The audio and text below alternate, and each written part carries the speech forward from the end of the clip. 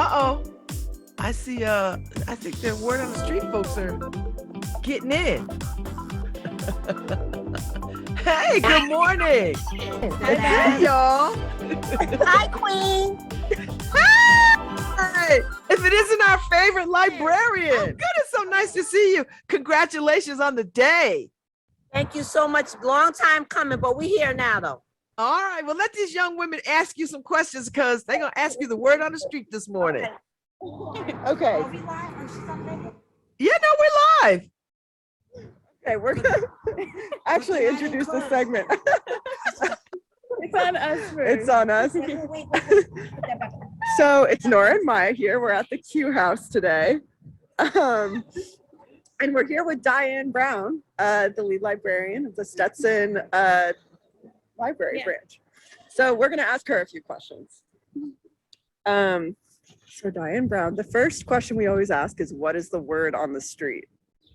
The word on the street, at least for me, is that after many, many years, the new Stetson Branch Library actually opens its doors today at 10 a.m.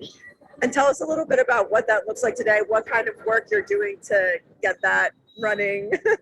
It's been a long time coming. The last piece, which kind of dragged out, was our technology. You know, tech takes a lot of time, and with COVID, there were things that the tech team needed to set up the tech properly. We still have a few things that aren't not set up correctly, but the director and I made a judgment call, and everything pushed to the last minute, and we said today that we would open at 10 a.m. without a lot of fanfare. So I'm glad Babs wanted me on radio. Thank you so much, Babs. You are welcome. We'll be doing on June 4th, we're going to do a big outdoor celebration when the weather is nice and everybody can come out. But we're very happy today, but we're also exhausted. So I probably didn't have any energy to even plan a party for today if I wanted to, but we're here, and I'm very excited that I have 3 new staff that have joined me. 3 young African-American women have joined the staff at Stetson Branch Library. So we're very excited to open today. Very excited. And could you tell us the history of how you got to this point, what it means to be opening in the Q House today? Well, I don't, I don't want this to sound unpolitically correct, but I'm not at the Q House. I'm Stetson Branch Library. I have to maintain the identity of the New Haven Free Public Library, Stetson Branch. We are one of 5 libraries in New Haven. We are not in the Q House. So truth be told, when Tony Harp first decided that she wanted to rebuild the Q House, one of the agreements was one of the things that she said, she wanted the Stetson Branch Library to serve as an anchor. And then the Hill Health Center came on board. So truth be told, the Q House probably would not have made it without Stetson Branch Library and the Hill Health Center being anchors. Yeah. So what about the history of moving out of, how long has the Stetson Branch been, how long was it across the street? What sort of thing? So everyone asks me that question. I should always be prepared to answer that question. And I don't have an exact answer for you as a librarian. But it's been there many years. So I'll give you a real quick history. I don't want to miss my time. I got to open the doors at 10 o'clock. I got time. Yeah. So real brief history. The original library for the neighborhood opened up 1918, I believe, on Division Street in New Haven. I ran up the street here. Ironically enough, I was born and raised on Division Street, so it's very ironic. That was the first Stetson Library was in a house owned by Winchester Factory. Oh, wow. Then it moved from there to the corner of Dixwell and Thompson. It's a Carnegie building. There is actually a church there now. It's a Carnegie building, and the pastor there is actually a librarian. Whoa. Amazing, right? And then they, my mom and some other people fought back and forth and argued. When redevelopment came through New Haven and into the hood, this strip that you see across the street mall, so that was the thing of the time. And my mother and a few other people fought because they wanted to keep Stetson Branch Library, of course, in Newhallville, but they wanted to keep it in, they knew the value of a Carnegie building. But my mom and them got voted against, and the community wanted the new Stetson Library to be up here on Dixwell Avenue in the plaza. So that's where it's been, across the street in the plaza for years. And I became the branch manager maybe 16 years ago. I became the branch manager. Moved up pretty quickly. I was a young adult librarian. I did some work as a children's librarian, as a young adult librarian. And then the former branch manager of Stetson Library decided she no longer wanted to be a branch manager. So she was transferred downtown to circulation services, director of circulation services.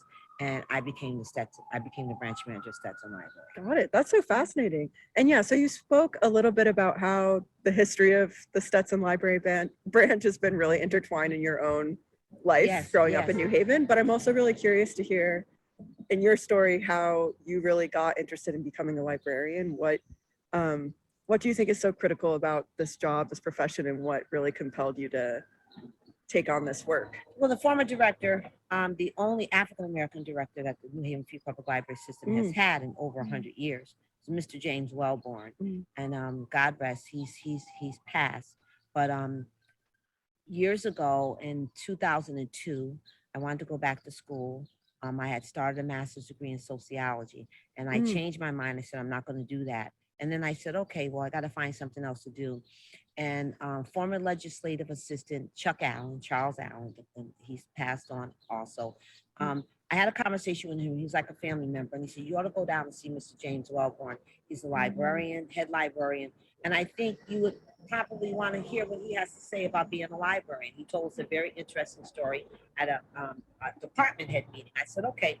I made an appointment. He saw me right away. He was so excited. I didn't know why this man was so excited that I came to his office. But what I realized later on, he was very much an activist for Black librarians, and during his time becoming a Black librarian, let alone a Black male librarian.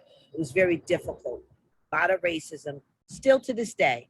And so that was one of the things that he fought for, and he mentored many African-American librarians in his day. So I realized after, when I went into his office, how he was basically recruiting me the entire conversation. I had like a half-hour conversation. I went back and forth, we talked back and forth.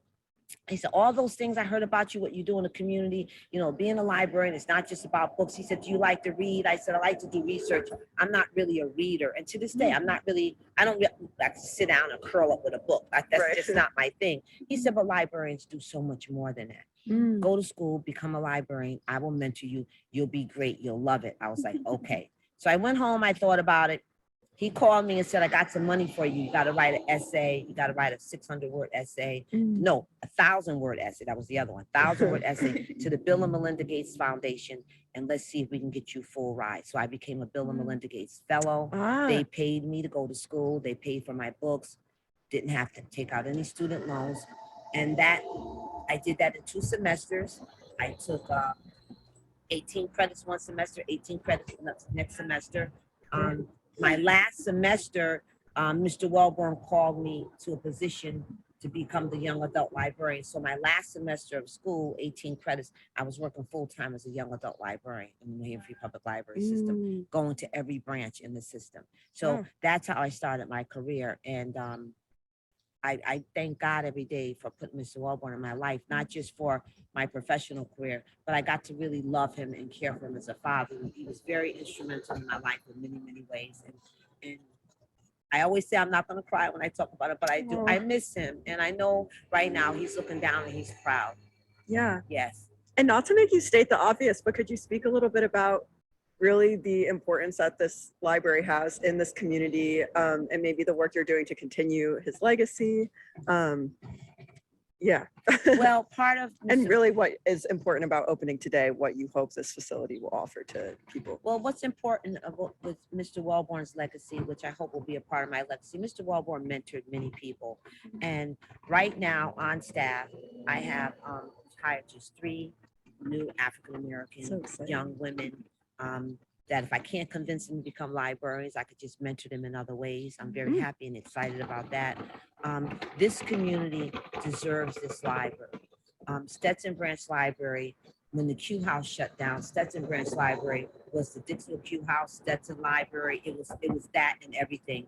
And people say, well, with the new Q house coming, how is that going to impact the library? It's not going to impact the library. Different services, still serving the community. In fact, I work closely with the staff at the Dixon Community House, doing programs. When I have programs over here, which I've had even before we opened, I always call Yakita Robinson, who is the chief of staff, and I always call her and let her know that we have programs going on. So we will work together to bring things to the community, but I have to outdo myself now. We've done so much at Stetson Branch Library across the street.